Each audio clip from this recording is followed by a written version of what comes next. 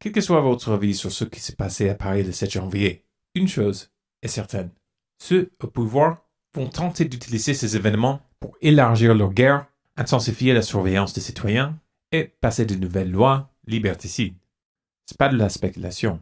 Ils ont déjà commencé à le faire en France, en Grande-Bretagne, au niveau européen, aux États-Unis, et ils vont essayer d'élargir ça à l'échelle mondiale. Le tout en surfant sur la vague d'indignation ayant suivi les attentats.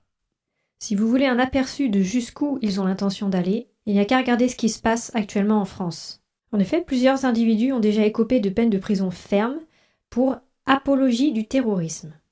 Et remettre en cause la version officielle, par exemple, ça aussi c'est de l'apologie du terrorisme ?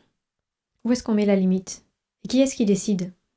On parle beaucoup depuis quelques jours, Nathalie, d'unité nationale, mais attention, toute la France n'était pas dans la rue hier. Ah non, Élise, faut pas faire preuve d'angélisme. C'est justement ceux qui ne sont pas Charlie qu'il faut repérer. Ceux qui, dans certains établissements scolaires, ont refusé la minute de silence, ceux qui balancent sur les réseaux sociaux et ceux qui ne voient pas en quoi ce combat est leur. Eh bien, ce sont eux que nous devons repérer, traiter, intégrer ou réintégrer dans la communauté nationale. Et là, l'école et les politiques ont une lourde responsabilité. Ah, donc en fait, même pas besoin de soutenir le terrorisme. Il suffit juste de pas être d'accord avec la pensée dominante. S'il vous plaît, ouvrez les yeux avant qu'il soit trop tard. Vous voudriez quand même pas vous faire avoir une nouvelle fois. On vous manipule, les gens. Problème, réaction, solution. C'est la plus vieille arnaque de tous les temps. Étant donné les enjeux d'une telle affaire, évidemment, certains ont tout intérêt à empêcher que les preuves réfutant la version officielle soient communiquées au public. Le 10 janvier, nous avons posté une vidéo intitulée « Charlie Hebdo Shootings Censored Video ». Cette vidéo a atteint plus d'1 million de vues en moins de 24 heures, puis son accès a été bloqué aux moins de 18 ans et retiré des listings, bien qu'elle ne montre ni sang ni violence graphique d'aucune sorte. Ce qu'elle montre en revanche, ce sont des preuves qui mettent à mal la version officielle des événements. Malgré ces restrictions, le nombre de vues a continué à augmenter pour dépasser les 2 millions. Le 12 janvier, nous avons posté une version française de la vidéo. Au bout de quelques heures seulement, cette version a été purement et simplement supprimée. Pas juste accès limité, mais disparue, complètement. Pourtant là encore, la vidéo ne montrait ni sang, ni gore d'aucune manière que ce soit. Nous l'avons d'ailleurs mis en évidence en zoomant et ralentissant les images. Nous n'allons pas les montrer à nouveau ici, nous n'allons pas leur donner une excuse pour bloquer cette vidéo. En revanche, vous pouvez taper cette URL dans votre navigateur et vous trouverez un lien pour télécharger la vidéo.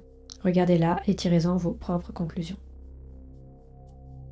Mais le véritable enjeu ici est bien plus vaste que notre petite vidéo et même que l'affaire Charlie Hebdo en elle-même. C'est Internet dans son ensemble qui constitue une menace pour l'élite au pouvoir. Car sous sa forme actuelle, il ne permet pas le contrôle total des idées. Sous la forme actuelle d'Internet, il leur est très difficile de dissimuler leur corruption, leurs guerres d'agression, leurs opérations secrètes. Ça leur complique la tâche, et ils ont bien l'intention de changer ça. Pour votre sécurité, bien entendu. C'est drôle quand même.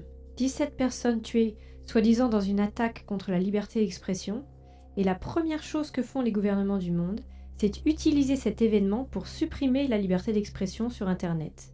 Ces mêmes gouvernements qui n'ont émis aucune objection pendant que l'armée américaine tuait des centaines de milliers de civils en Irak, en Afghanistan, au Pakistan, au Yémen et ailleurs.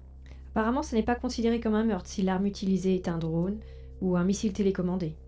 Apparemment, ça n'est pas du terrorisme si des femmes et des enfants sont tués par des soldats ou des bureaucrates. We have heard that 500,000 children have died.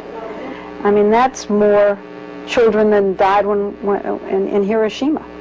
And you know, is the price worth it? I think this is a very hard choice, but we think the price is worth it. C'est un meurtre uniquement si les politiciens et les médias le disent. Et s'ils parviennent à leur fin, ils seront bientôt en mesure de fermer tout site web, tout compte de réseau social ou toute vidéo qui les contredit. La question que beaucoup d'entre vous se posent sans doute à présent, c'est mais que faire ? Comment empêcher ça ?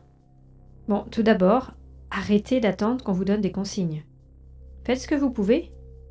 Utilisez vos atouts, soyez créatifs. Si chacun d'entre vous faisait ce qui est en votre pouvoir, sans se soucier de savoir si vous allez réussir ou pas, ce serait suffisant. N'oubliez pas que les politiciens n'ont pas de réel pouvoir. Ils ont juste votre obéissance. Même leurs forces armées, la police, les militaires, ne sont en fait qu'une forme hiérarchisée d'obéissance. que cette obéissance s'arrête et la partie est perdue.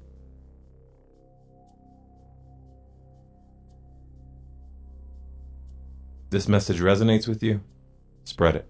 If you want more, subscribe to Storm Clouds Gathering on YouTube or follow us on Facebook, Twitter, and Google+. If you have a topic request, post it in the comments. And for the full transcript and sources, visit our website at stormcloudsgathering.com.